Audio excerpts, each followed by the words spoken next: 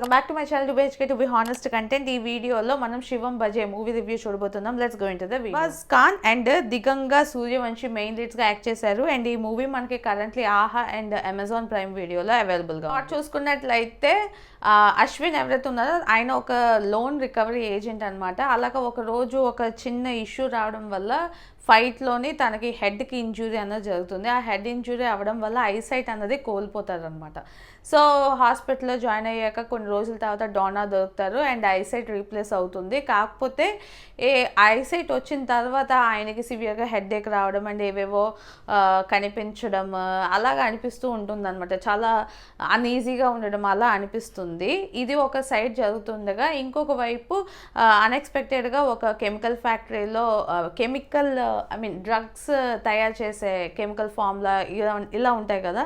So అక్కడ ఒక scientist చనిపోవడం, దాని తర్వాత ఒకరు అలాగా 3-4 సైంటిస్టులు సేమ్ కంపెనీ నుంచి చనిపోవడం, ఇదంతా కూడా ఇంకోవైపు జరుగుతుంది ఇన్వెస్టిగేషన్. సో ఈ రెండిటికి లింక్ ఏంటి, ఆ తర్వాత ఏమైంది అన్నది మిగతా స్టోరీ. 2 hours అంతే ఉంటుంది, పెద్ద మూవీ అయితే కాదు. అండ్ మెయిన్గా ఈ మూవీలో నాకేమైనా కొంచెం పాజిటివ్గా అనిపిస్తే ఏదైతే కాన్సెప్ట్ ఇందులో చూపించారో, అంటే ఇప్పుడు ఆల్రెడీ రీసెర్చ్ అవుతుందంట అండ్ కొన్ని ప్లేసెస్లో ఆల్రెడీ చేశారంట కూడా ఒరిజినల్గా.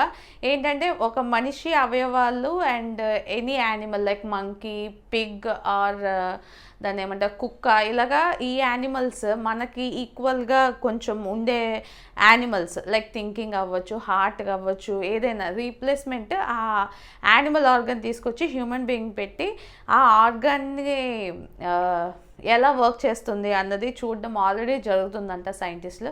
సో ఆ కాన్సెప్ట్ ఏదైతే వీళ్ళు ఇక్కడ తీసుకున్నారో నాకు ఆ కాన్సెప్ట్ అయితే నచ్చింది, డిఫరెంట్గా ఉంది. ఏంటి ఇలా కూడా చేస్తారా అన్న ఫీలింగ్ వచ్చింది. సో డెఫినెట్లీ ఆ ప్లాట్ పాయింట్ ఏదైతే ఉందో నాకు అది పాజిటివ్. అందులో నెగిటివ్స్ అంటే ఇంకా ఆ ప్లాట్ పాయింట్ ఒకటి పక్కన పెట్టేస్తే మిగతావన్నీ నెగిటివే అనిపించింది నాకైతే. అసలు ఎక్కడా కూడా మూవీ నచ్చలేదు. ఇంకా స్టార్టింగ్ నుంచి ఎండింగ్ వరకు అదొక రకంగా నడుస్తూనే ఉంటుంది, ఎక్కడ కూడా ఎంగేజింగ్గా అనిపించదు.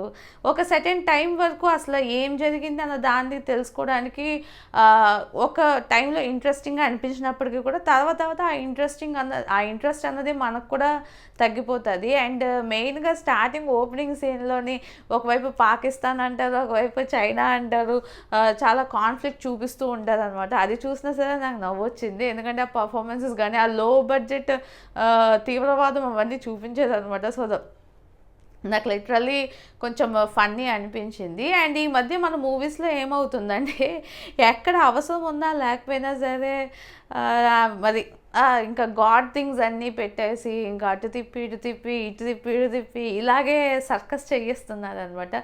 ఈ మూవీలో కూడా నాకు అదే అనిపించింది. ఇంకా స్టార్టింగ్ నుంచి ఎండింగ్ వరకు most of the places resemblance, God resemblance ఇది అదే అని చెప్పి కనిపిస్తుంది.